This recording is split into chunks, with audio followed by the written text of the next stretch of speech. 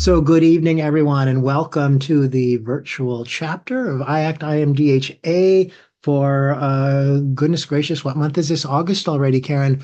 August 2024. We are so happy that you have showed up to join us. I am your host, Michael Watson, and I am joined by my wonderful assistant, Karen Hand. Say hello, Karen.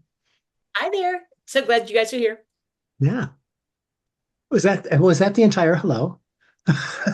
Well, I could say more. I could say how much I am in love with you. I could say we've got some treats for you tonight. We're going to talk about covert hypnosis, but I thought I would just sit here and pipe down Yeah. and let you dance. That's not like me, but I thought I'd try it and see how it worked. Well, all right. So we are going to talk about covert hypnosis as a feature, and then of course we have our guest, Krissa, that will be introduced to you more formally by Karen in just a little while before we begin that segment. And I am certainly looking forward to that. So, Karen, have you ever been hypnotized covertly?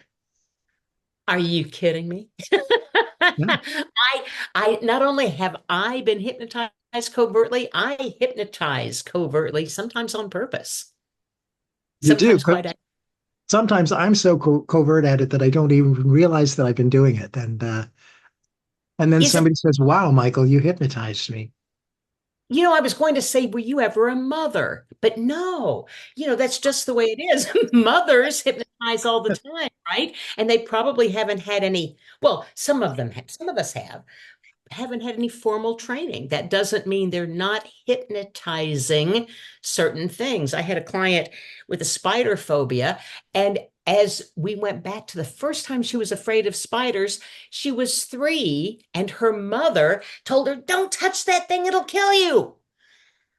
Right at that moment, she accepted that suggestion, generalized it out to all sorts of things. And for 40 years, she held on to a spider phobia so that she would never touch it and wouldn't die. Now, let me tell you something. Her mother was not a trained hypnotist, but boy, was that a suggestion, a post hypnotic suggestion that lasted more than 40 years. Some of the most powerful suggestions we've ever received came from our mothers and fathers. I've never been a mother myself, but it has been my first name from time to time.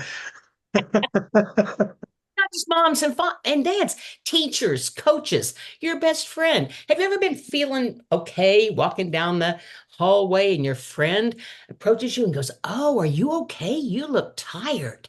And instantly, that good feeling that you had is kind of like, "Oh, you go look in the mirror. Am I okay? Maybe, I don't know. Let me check." Right? It can be an instant mood switch. That's a suggestion. But in my opinion, and many of you know that I believe all of this is BS, belief system, right? So, in my belief system, which is all I can share with you because that's what I maintain, in my belief system, hypnosis only happens when a suggestion is accepted. It's the acceptance of the suggestion that makes it hypnosis. Because people throw out ideas and throw out suggestions all the time, and some people take them and some people don't. The throwing out the idea or throwing out the suggestion doesn't make it hypnosis. What makes it hypnosis is the acceptance of the suggestion. How do you think about that, Michael? I think that's really a lovely way to say it. Essentially, if I hear you correctly, what I'm hearing you say is suggestions that are not received are not hypnotic suggestions because they don't have the quality of being hypnotic. That is, of being received and integrated, as they're offered. Yeah, that's really a nice way to say it. One of the things so when we're talking about covert hypnosis, there's a million ways, of course, to do it, right? We can do it with direct suggestions or embedded commands. Somebody mentioned in the sort of pre-show here tonight something about embedded commands. In fact, yeah, you have one to perhaps share with us in just a little bit, Karen.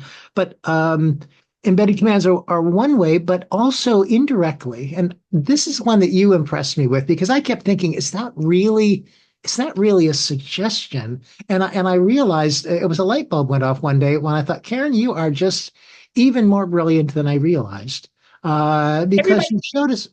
I know people usually just don't come to that party quite as quickly as they should, do they? but but you showed us a picture of a parking lot, right? With lines and all of that stuff. And I'm just going to give it back to you. It's your thing, and it was a lovely idea. Well, I think a parking lot is very hypnotic. And here's the point. You start with a blank slate and somebody measures it, traces it out, draws a bunch of suggestions on the concrete. And so there are the suggestions, which way to drive, where to place your car, where not to place your car. So if you take the suggestion to take your car off the street and put it in the parking lot, then you take those suggestions in varying degrees. Somebody who goes into the parking lot in the perfectionist trance will park perfectly between the lines. Yeah. Somebody who goes into the parking lot in the my little red car is cuter than everything in here parks on two lines. Don't touch my car. I mean, they're just taking suggestions in varying degrees. But let me just say one more thing. Everybody on the parking lot, everybody who leaves their car in the parking lot is hypnotizable because they all took the suggestion to take the car off the street and put it in this car park. Mm, They didn't just randomly leave it on the street. So all the people in the parking lot are hypnotizable. sure. You've all heard of highway hypnosis. On the other hand, the thing that's interesting about highway hypnosis is there's that line down the middle. And many people accept the suggestion that driving on the right side of that line is a good idea. So sometimes it's really nice to share a trance with the rest of the community because those suggestions are useful and helpful ones. Just want to make sure that we include that about what side of the road. See, now in England, they're not very good at hypnosis, apparently. I guess that must be it. They're all left-brained or something. It's something like that. But But there's another look at hypnosis, Michael, because if you go to England, it will take a day or two to get used to driving on the wrong side of the road because they do it wrong, obviously. But it'll take you a while to get used to driving on the wrong side of the road. But after you do it for a day or two, you retrain yourself. Repetition is another way of installing a suggestion or accepting a suggestion. You do it over and over and over. We've all, does everybody here look both ways before crossing? That was, up and down. all right, that was hypnosis from a long time ago. Because when you were a little bitty thing and you came up to a street with mom, dad, or both, they Yeah. grabbed your hand or put their hand in front of you and said, look both ways. Otherwise, you'll be hit by a car and killed. Now, they may not have quite in that way, but that's it. If you don't look both ways, you'll be hurt. It was said over and over and over and over and over again until mom and dad noticed that you were doing it, and then they stopped giving you the suggestion, and you still have it today. Huh. Quite automatically, repetition installed that one. Now here's something that I remember. Just because I've been around for a while. I remember black and white television. Some of you remember black and white television and things that don't even happen on TV. Gosh, I was talking to a guy today who saw a picture of a rotary phone and he said, "How does that work?" It was real interesting. But I'm remembering television commercials for cigarettes, and the reason that I particularly want to mention this one is that one of the things that we do when we're working with people hypnotically is we try to create associations between a particular state that we want to move the client into, and offer some suggestion that takes them there relative to the topic that we're talking about. So, for example, I remember a television commercial for, I think it was Salem cigarettes. I'm almost certain. They said, take a puff. It's springtime. And I remember thinking, gosh, if you listen to that, it's like, oh yeah, I really want to have some of that. Especially, by the way, if you were in Chicago and they played it in the middle of the winter, you know what I'm saying? Right? We all became smokers in the spring, I think, or best. Up the ante on that one just a little bit because Salem had the logo or had the jingle. You can take Salem out of the country, but you Hmm. can't take the country out of Salem. And that came up several times in the commercial. You can take Salem out of the country, but ding, you can't take the country out of Salem. And then they always ended the commercial with, you can take Salem out of the country, but ding. And then Stopped. everybody had, and it stopped, and everybody then had to repeat, had to end the jingle. By the way, Salem's ultimate goal was to just have very short commercials that just had, you can take Salem out of the country, but ding, just that. And then their ultimate goal was to just be able to play the ding. Yeah. and had Oh, nice. everybody anchored into Salem. And if Nice. anybody remembers, show of hands of people who remember that Salem commercial. Yeah. Yeah. Yeah. And you probably remember the ding, do you not? You remember the whole jingle, backward Yeah. and forward. And I remember that Winston tastes good like Cigarette head oughta if you were a Beverly Hills.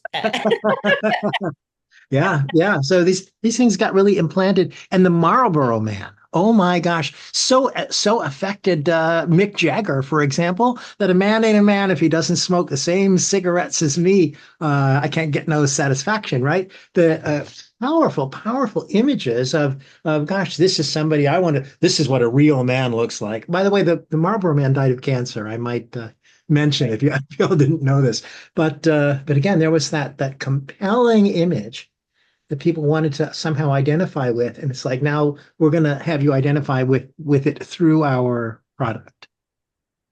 Yeah. Powerful hypnosis at work. Grocery Yeah. store. If you go to the grocery store for Campbell's soup, just play along with me because some of you will go too much salt. I don't do Campbell's. Everybody has an idea of what the Campbell's soup section at the grocery store looks like, probably, right? If you go looking for Campbell's, if you go looking for soup, most people buy chicken noodle and tomato. Those are the two biggest sellers for the Campbell's brand. Chicken noodle and tomato, grocery store hypnosis, they're always on the bottom shelf, the very bottom shelf. You go into the Campbell's section, eye level, you're seeing, ooh, bean and bacon. Oh, this new French onion. Oh, this other thing. You're seeing all of these others while you look all through the list until you get down to what you came in for. You might grab something because it takes your attention, focused attention. Remember, you're focused on the soup. This looks good. Oh, I'm going to try that before you ever get down to what you came in for.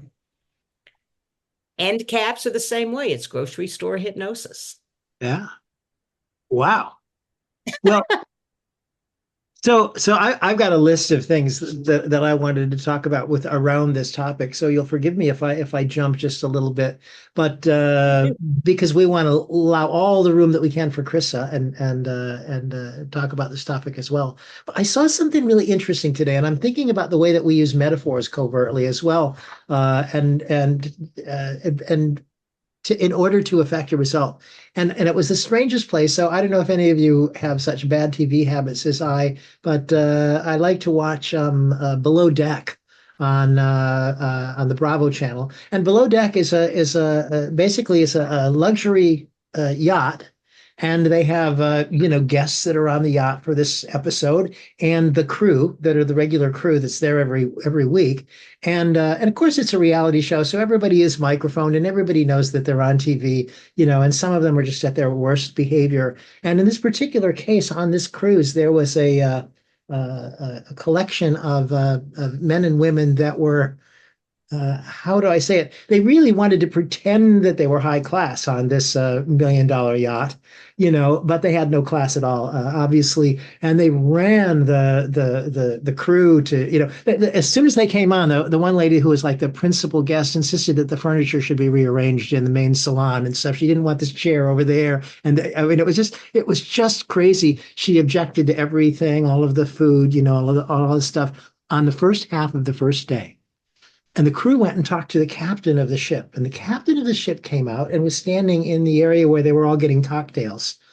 So they're all getting drinks and everybody smiles for a moment, getting their drink. And the captain says, this is my crew, and I really love them because I know that they're going to take very good care of you. As a matter of fact, I love my crew so much that it wasn't that long ago that we had a multi-million-dollar cruise, as a matter of fact. And the people that were on that cruise were so rude to my staff that I told them that we didn't need their money badly enough and we were going to kick them off of the ship and cancel the cruise entirely unless they could change their attitude. And suddenly, the people that were on this cruise were just the sweetest, the most wonderful. Practically, shall we clear our own dishes? It was amazing how effective that was without her directly having to say, you guys need to shape up. And I really was impressed with the way that it worked. Right. So let's try something else. How about comparisons, direct and indirect comparisons? I remember an advertisement. Here's another advertisement.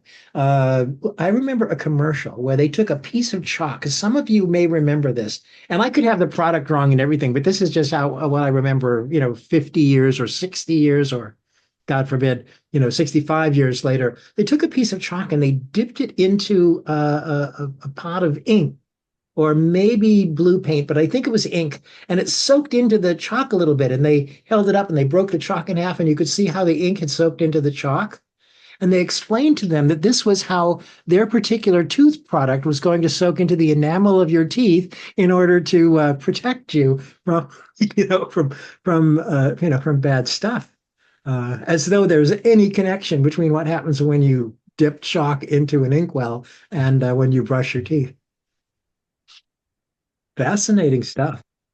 But it is influence, persuasion, and it is a little bit of strategic trickery, which is a little bit of what we do sometimes as we're helping somebody move off a limiting belief onto a belief that they can believe in. It's a little bit of trickery. But I do want you to be cautious because hypnosis happens all the time, whether you're ready or not. Hypnosis is out there. People are throwing out ideas and throwing out suggestions all the time. It becomes hypnotic when you accept the suggestion. Right now, there are lots of covert suggestions going around. And do you mind, Michael, if I share my current favorite one? I wouldn't mind at all. Well, play this game with me if you don't mind. So tell me what makes my shirt hypnotic. Los Angeles, Go ahead. Let's see. Kamala? It's Kamala, and it's a blue shirt. Yes. I saw some recognition there, but now forget about politics for a moment. We all know mine. I'm kind of liberal, but you don't have to be. I love you just the same. You can have any opinion you want. We're just using this to show how covert hypnosis works. What made that hypnotic? What made it hypnotic? The first person who knows, unmute your mic and tell me. What makes it hypnotic? The focus. I had to lean in and make sense of it. Focus. So, it's only hypnosis if the suggestion is accepted. So if I'm walking along covert campaigning, right? If I'm walking along and somebody looks at the shirt and goes, oh, what's that? Now I have their focused attention. Now they are working on a puzzle. Well, what is that? And just like Krista did, sounding it out. What is that? Comma, LA, comma, Kamala. Kamala. She figured it out. Now, when one figures it out, if it's in alignment with their thinking, they're going to have a dopamine rush. They're going to have some serotonin rush of chemicals in their brain because they just worked out a puzzle. We've got focused attention, which created the trance. They're taking the suggestion themselves and they're working out the puzzle on their own, which causes that rush of dopamine and serotonin, feel-good, happy chemicals. Mm-hmm. Krista smiled when she figured it out, so we know the happiness is going on. And then we have the anchoring of the name to a feel-good chemical.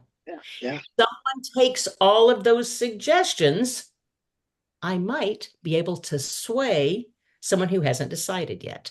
That's right. And someone who's decided will go, you know what? I'm not everybody's cup of tea.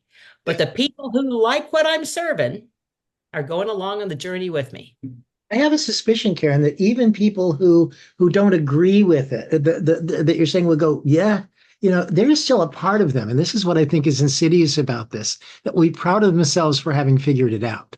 And, right. And when that happens, there is still going to be that little bit of a dopamine rush. And it may be that you will have moved someone's position just a little bit as a result of that. Maybe just a fraction, but to be able to feel good, is a key here. And we were talking about direct suggestion. Trust me, I'm doing a lot of covert campaigning, but this one is a little more direct. Now that looks like apostrophe law to me. That's all right. If you say that apostrophe law, oh no, I get it. Apostrophe law. but I am saying that we are not going back is a more direct suggestion. Yeah. And again, I get less focused attention with that than I do with the artwork. I bring that up not to try to convince you, although boy, if I do, would that be great. But what I'm saying is not to convince you, but to show you that you may not know when suggestions are landing. Mm. You have to guard yourself and protect yourself and all of our clients when they come to us for hypnosis on purpose. Now, if they've been hypnotized before, if they're really into it, this isn't a problem. But if they have any trepidation at all, or they're unsure, right, that hypnosis on purpose allows for resistance. I don't know what they might be tricking me with. Yeah. That's why it's important to develop the rapport. It's so important to have them going along with the acceptance part of the Mm. suggestion in order to make it hypnosis. Yeah. Sometimes, however, the best suggestions that a client can receive are the ones that they actually create for themselves. And if you can create a situation that holds something open and invites the recipient of it to put something meaningful in there, amazing things can happen. I've just seen these are just three things that I've heard on television in the last 24 hours. And again, they do come from political campaigns, and they're happening. It's happening on both sides. So this isn't either side of the aisle here. But somebody is trying to convince you that, ready for this? That person is going to destroy our democracy.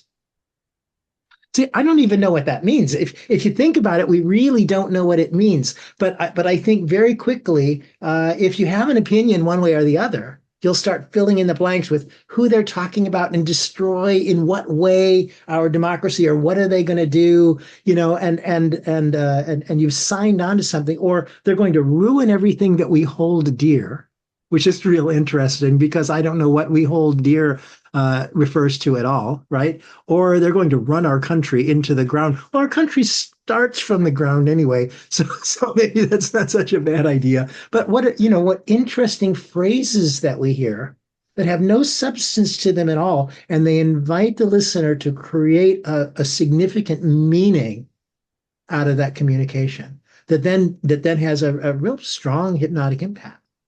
Isn't that the way Milton Erickson taught it? Oh, absolutely, yeah, yeah. When he ran for governor of Utah.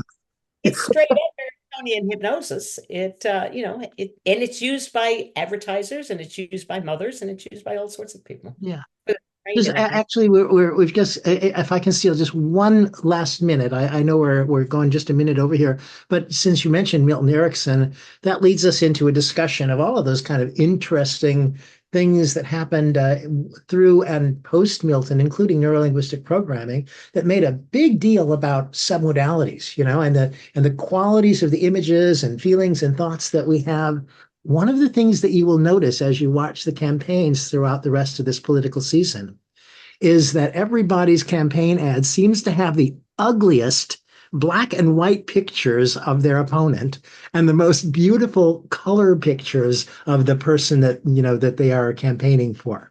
And in the right backgrounds too, showing them to be really good people because they associate with, I don't know, carnivals or farmers markets or, or babies or whatever it is that you want to feel good. And the picture of the other guy in black and looking like he must be up to something awful. It's a very, very interesting thing. So I hope that you find this campaign season as entertaining as any other sports contest, because it's become much more something like that. And so we need our T-shirts, by the way, mascots, whatever it is, whatever we can do. So anyway, have a happy campaign season, everyone. And with that, I'm going to turn this over to you, Karen, so you can wrap this segment if you want, and introduce our guest. True. It was, this was a convenient way, what everybody's talking about way at the moment, of looking at covert hypnosis. But we're not here to talk about politics or change anybody's mind about that, or even change your mind about hypnosis. What we're here for is to exchange ideas, open your mind to possibilities.